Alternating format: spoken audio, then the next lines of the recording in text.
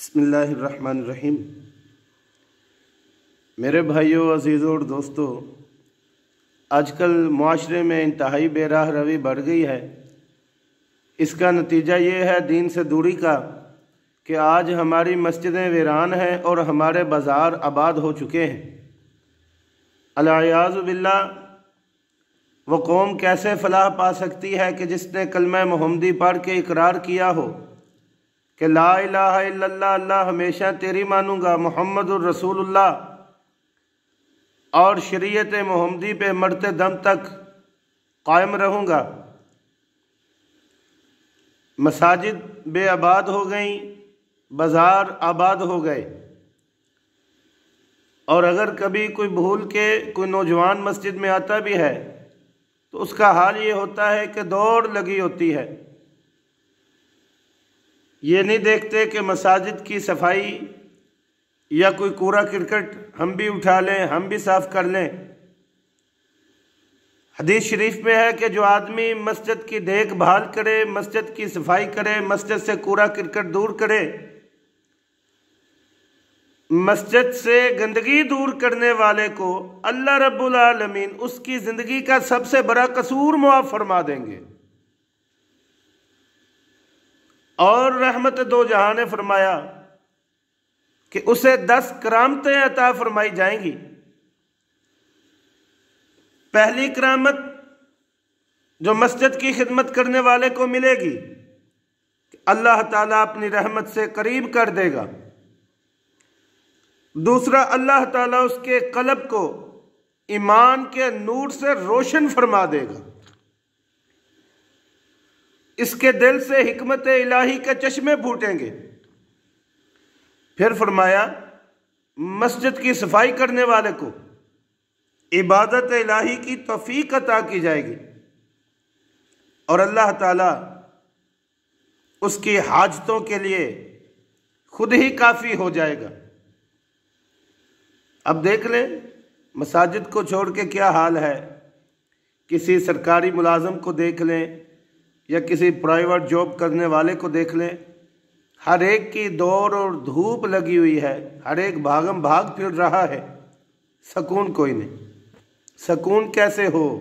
हमने कलमा पढ़ के एक वादा किया था कि अल्लाह मरते दम तक तेरी सारी बातें मानेंगे, लेकिन हम सारी मानने की बजाय सिर्फ अल्लाह को एक मान के बैठ गए बस। इसके अलावा अपने नफ्स की, अपनी मर्जी की बातें मान रहे हैं, शरीयत की और अल्लाह की नहीं मान रहे। तो क्या फरमाया नबी करीम सल्लल्लाहु अलैहि वसल्लम ने कि मस्जिद की सफाई, मस्जिद का ख्याल, मस्जिद का जो फिक्र करता है, अल्लाह ताला उसकी सारी ज़रूरतों के लिए काफ़ी हो जाएगा। इसी तरह सरकार ने फरमाया कि मरते वक्त उसके मुंह से कलमा शहादत निकलेगा। सुबहान अल्लाह, कलमा शहादत निकलेगा, कलमा शहादत। और ये हदीस भी है, सरकार ने फरमाया कि मरते वक्त जिसका आखिरी कलाम कलमा शहादत हुआ वो नजात पा गया, वो जन्नत में चला गया, वो फलाह हासिल कर गया, वो ईमान को साथ ले गया। तो मस्जिद की खिदमत करने वाला सबसे बड़ा एजाज क्या पाता है कि मरते वक्त उसके मुंह से कलमा शहादत निकलेगा। मौत का फरिश्ता उसकी रूह कब्ज़ करने के लिए जब उसके पास आएगा तो बड़ी अच्छी और खूबसूरत शक्ल में पेश होगा, वगरना तो कुफार के पास जिस बुरी शक्ल के पास और खौफनाक शक्ल के साथ मौत का फरिश्ता आता है, अगर जहन्नम का अजाब ना भी हो तो उस वक़्त फरिश्ते की वो खौफनाक शक्ल देख लेना ही काफ़ी है सज़ा के तौर पे। दुनिया से ईमान के साथ जाएगा मस्जिद की फिक्र करने वाला। और सबसे बड़ा एजाज़ मेरे नज़दीक कि क़यामत वाले दिन रसूलुल्लाह सल्लल्लाहु अलैहि वसल्लम की शफाअत उसे नसीब होगी। मेरे भाइयों, इस ज़िंदगी में हमसे हज़ारों खताएं, लाखों खताएं होती हैं।